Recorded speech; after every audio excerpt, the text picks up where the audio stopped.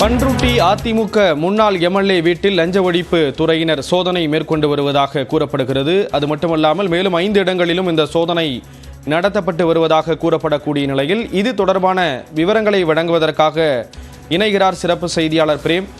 எந்தெந்த இடங்கள்லாம் சோதனை நடத்தப்படுது, எதன் அடிப்படையில் இந்த சோதனை நடத்தப்படுது?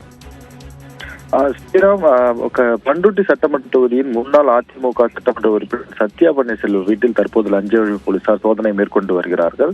குறிப்பாக கடலூர் மாவட்டம் பண்ருட்டி முன்னாள் சட்டமன்ற உறுப்பினர் சத்யா பன்னீர்செல்வம் வீடு உள்ளிட்ட 5 இடங்களில் இந்த லஞ்ச ஒழிப்பு போலீசார் சோதனை என்பது நடைபெற்று வருகிறது. கடந்த 2011ஆம் ஆண்டு முதல் 16ஆம் ஆண்டு வரை சட்டமன்ற உறுப்பினராக சத்யா இருந்தார். அவரது கணவர் பன்னீர்செல்வம் பண்ருட்டி நகராட்சி தலைவராகவும் செயல்பட்டு வந்தார்.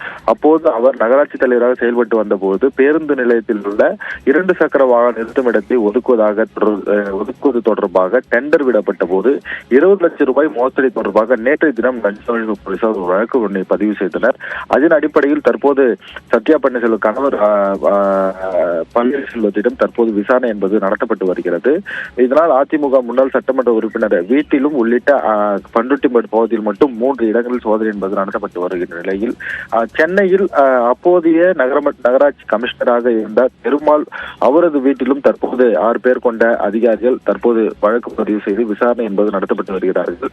தொடர்ந்து 5 இடங்களில் அதிமுக முன்னாள் சட்டமன்ற உறுப்பினர் வீட்டிலும் தற்போது நகராட்சி கமிஷனர் சென்னையில் வீட்டிலும் தற்போது லஞ்ச ஒழிப்பு போலீசார் சோதனை மேற்கொண்டு வருவது பெரும் பரபரப்பு ஏற்படுத்தியிருக்கிறது. இதன் பின்னர் அவர் மீது என்னென்ன வழக்குகள் பதிவு செய்யப்படும் என்பது குறித்து அவர்கள் விளக்கமாக லஞ்ச ஒழிப்பு போலீசார் பத்திரிகை செய்தியை வெளியிடுவதாக தற்போது தெரிவித்திருக்கிறார்கள். ஸ்ரீராம், விவரங்களை வழங்கியதற்கு நன்றி பிரேம்.